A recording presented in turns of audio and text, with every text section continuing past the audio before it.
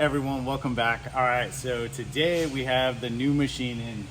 So this is a CNC mill, Ferral 4020. I'm very familiar with these type of machines, and basically we get to have a little fun engineering a couple of projects around the house here. So with this machine here, we can do a lot of fixing of small parts, rollers, brackets, clips for all of our equipment.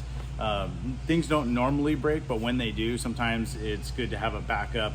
So we could use this to actually remanufacture some of the parts, as well as certain systems that we're like, you know what, it'd be good if we just had this one piece. So it's kind of like 3D printer, but on steroids. So this is what I used to do for 15 years, and a whole bunch of these different things. So this is gonna help us out here and do some fun projects. This is more of having fun than anything else.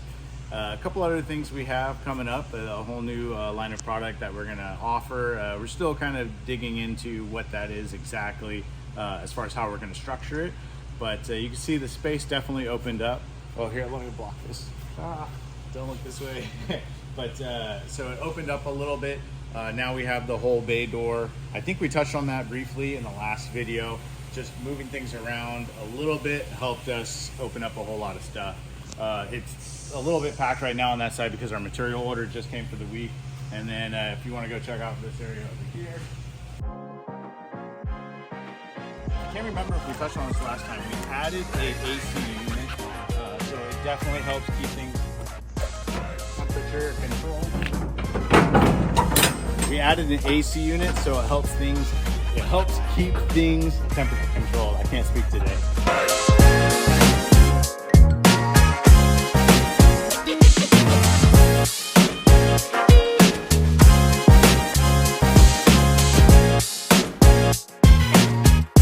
All right, today we're in the office. We got a lot of stuff to do. My wife over here is loaded with work, so she says hi.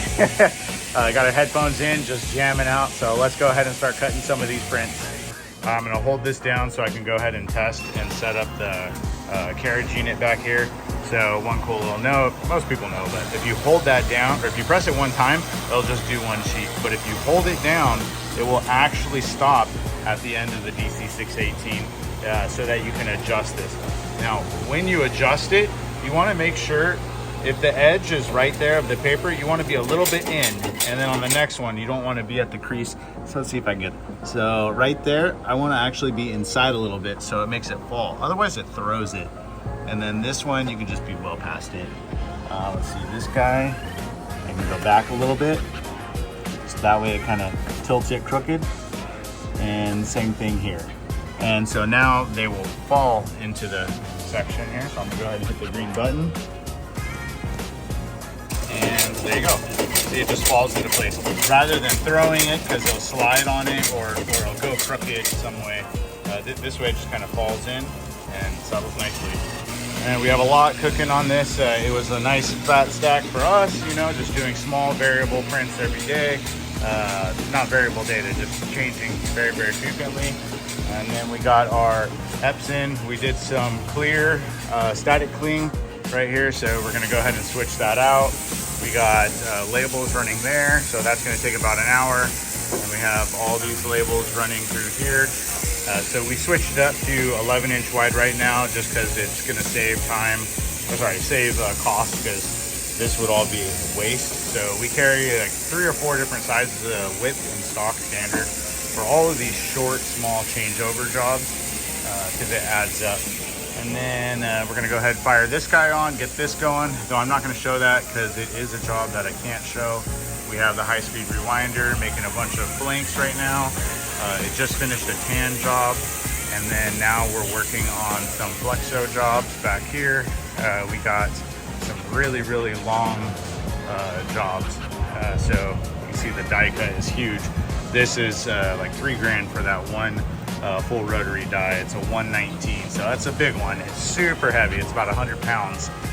We got 3-color ink job set up, and you can see the matrix waste up there. So this guy is on lunch right now, yeah. So those are some plates we got to clean, and then yeah, rocking and rolling. We got a lot of blanks that we spliced here.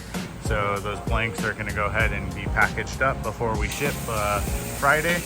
and yeah, go from there. One thing we did some testing with was some holographic foils here.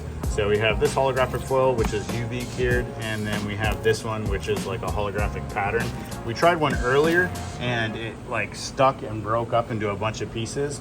Here, David, can I grab this down here real quick? So you can kind of see how it just broke up. I didn't realize they actually sent us a heat transfer type of foil too. So we're having so many issues. We're like, what the heck is going on? This is so much harder than before. And well, that was the reason why. That was actually a heat transfer vinyl. And then this one is the, let's see, CHX. I don't know what that is. I have to verify. But this one was the UV. And so, yeah, it's UV. So I didn't realize when they sent us 3 different sample colors that it was all going to be different types of products. So we're going to go ahead and give this another shot. I'll post a video of this later on. It should be pretty cool.